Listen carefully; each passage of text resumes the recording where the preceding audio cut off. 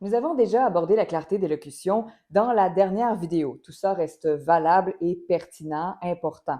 D'ailleurs, si ce n'est pas déjà fait, je vous recommande vivement d'aller la visionner, si ce n'est pas déjà fait, avant de visionner celle-ci. Tout sera vraiment plus clair. Cette fois-ci, je voulais aborder ce qui est plus spécifique à la production des notes aiguës, ou plutôt à l'articulation d'un texte dans l'aigu, parce que oui, il y a une universalité des principes de base, mais il y a des ajustements propres à cette zone également. Allons-y. Plaçons tout de suite que qui dit note aiguë dit espace disponible réduit. Je m'explique. Quand je produis une note dans le haut de mon registre, mon larynx monte, peu importe ce que je décide de faire avec la hauteur de mon larynx, avec sa configuration. Ma langue est attachée sur l'os-hyoïde, qui est la partie la plus élevée, la plus supérieure de mon larynx. Donc, quand mon larynx monte, ma langue suit. Donc, elle monte aussi. Le dos de ma langue va même se rapprocher de mon palais, ce qui va réduire l'amplitude de mouvement disponible dans cette direction-là. Il va également souvent s'avancer légèrement, ce qui va aussi réduire l'espace disponible dans ce sens-là.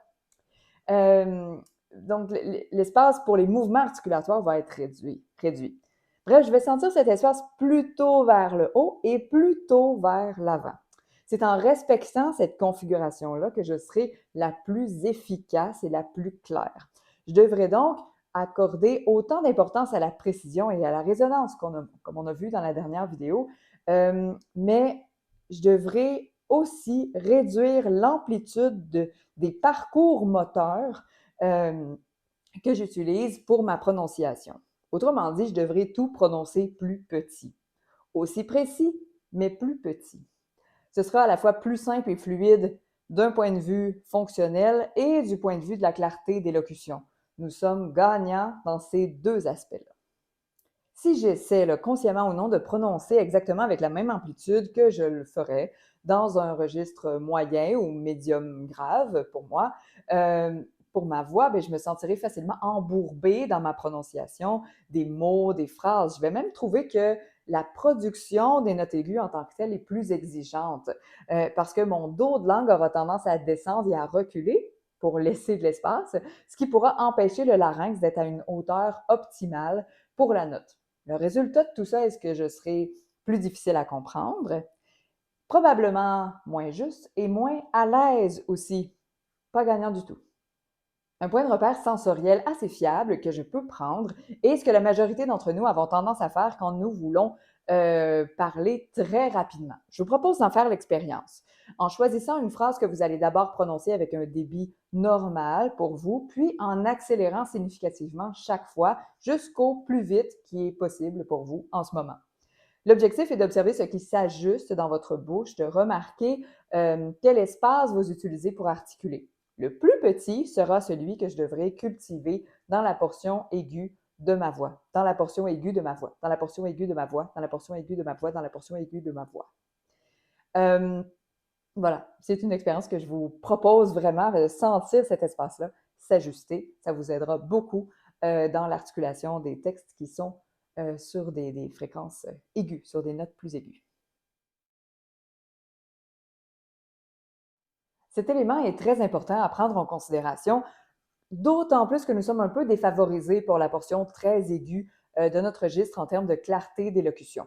Car notre oreille, notre système de décodage de fréquences finit par manquer d'informations acoustiques pour bien distinguer les sons. C'est le cas parce que certaines informations fréquentielles significatives viennent qu'à dépasser l'extrémité supérieure de ce que je peux percevoir avec mon oreille humaine, de ce qu'elle est en mesure de percevoir et de traiter.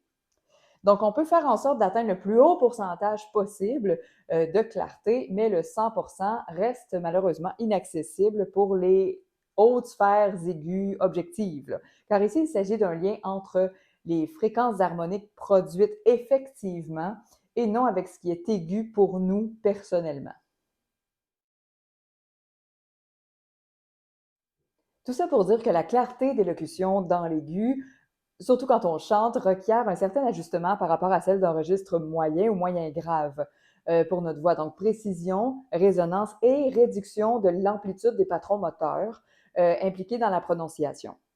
Je prends le temps de noter quand même que la gestion du débit d'air notamment par la production des consonnes et la qualité de la façon dont on prononce nos consonnes et la clarté des accents vont, elles aussi, avoir un impact sur la capacité d'être compris en général. Tout ça fait partie au service de la musicalité et de l'interprétation de ce que nous abordons au Gym Vocal. Ça fait partie de notre mission de mettre tous les outils à votre disposition pour vous faciliter l'expressivité musicale et artistique.